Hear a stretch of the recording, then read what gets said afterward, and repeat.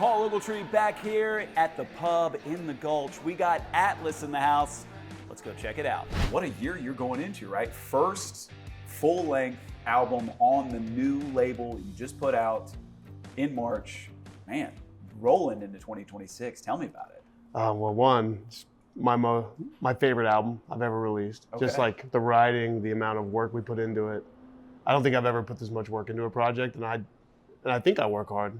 But this one I had to go the extra mile just because I wanted to deliver the best possible project for the label, and I know that they're doing everything they can to push it to people and get people to hope this music makes an impact, which is super exciting, all that stuff. But it's a very personal album, very, very vulnerable, a lot of tough stuff I talk about on it. Yeah, it's called The Art of Letting Go, Yeah. and it comes out very much in the vein of, this is exactly who I am, this is exactly who I've been with, gone through, things I've seen.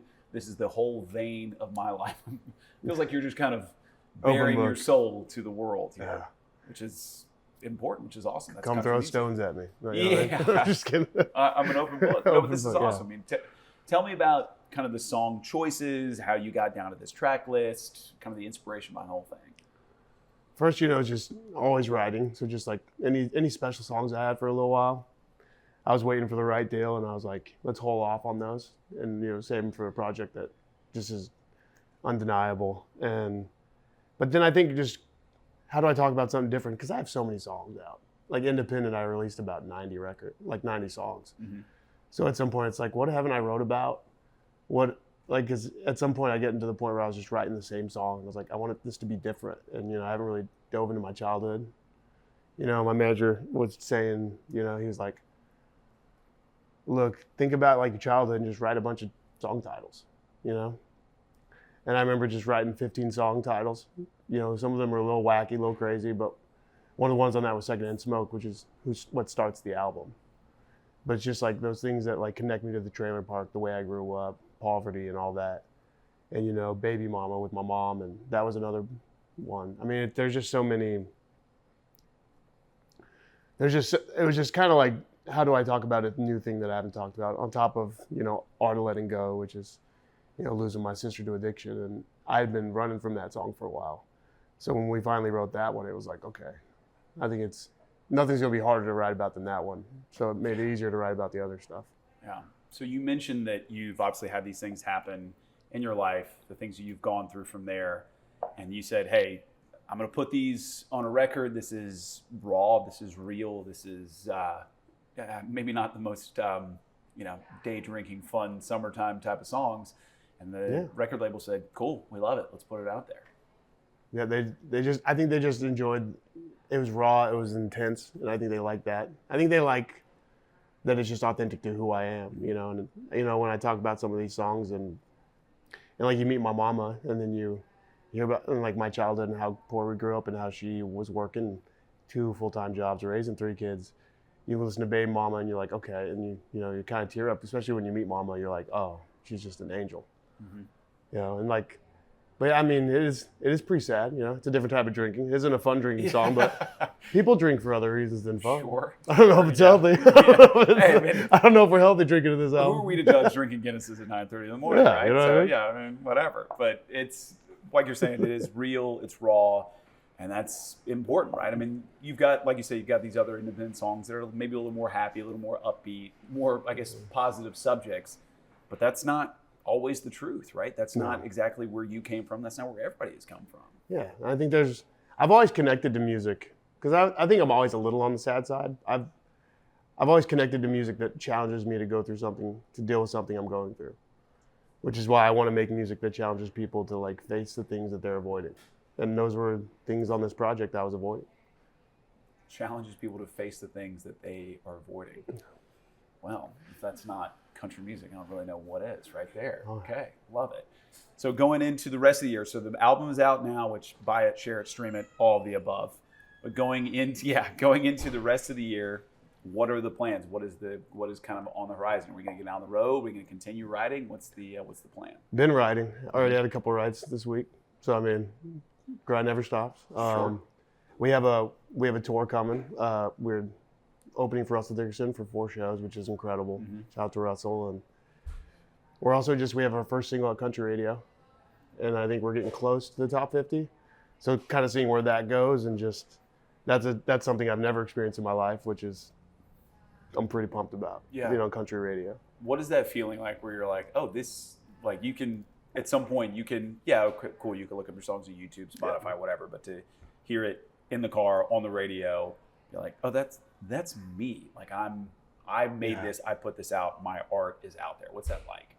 It's just different. It's amazing. I'll say one thing, like, I was a truck driver before my music took off, and I was just listening to the radio 5 hours that way, 5 hours back. Yep. And never would I have thought that I could hear my song on that. And I think that's like when I finally got to hear it through the speakers, I was just like, it's a moment I can't even explain. Yeah. I don't know if there's words for it, but that was a big reason wanting to sign and wanting to find the right team, because that's something I've never had that I've always wanted. All right, so it's summertime. We're sitting here, we're drinking beer, right, in the pub.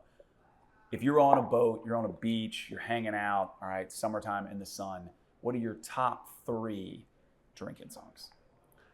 Top 3 drinking songs. Or just top 3 songs that you're... Well, right now, I think Tipsy. Yeah. Because that's just such a banger. Mm-hmm. I mean, whenever I hear Tipsy, I'm like, so pull me up those shadows. Yeah. You know what I mean? I even see the Shabuzi, like, when he was doing the dance. He was like... Yeah. You know what I mean? He had his, like, thing go, and I was like... Shh, man. Yeah. I mean, that song swept the entire world by storm. Friends in Low Places. Yep. Heater. Another drinking song. I'm trying to think. Cold Beer Never Broke My Heart. Yep. Luke Combs. 100%. Yep.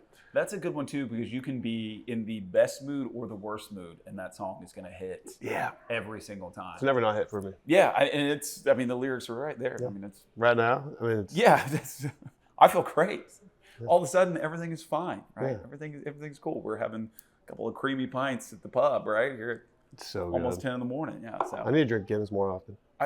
Why do you think I took this job? You know, they said, "Hey, we can drink beer at 9:30 in the morning." I said, "Hey, I'm there, right?" Yeah, we need an intern. You know, I mean, I like some free drinks. Look at this. This guy's just trying to pick up more work. He's just workaholic. Yeah. I'm sure I can find time. Yeah, you know? I'm sure you can find time. I always find time for Guinness. 100%. Last couple questions I'm going to ask you I asked you about the Nashville experience, about kind of hearing your song on the radio from there. You put your first full-length album out with the label from here.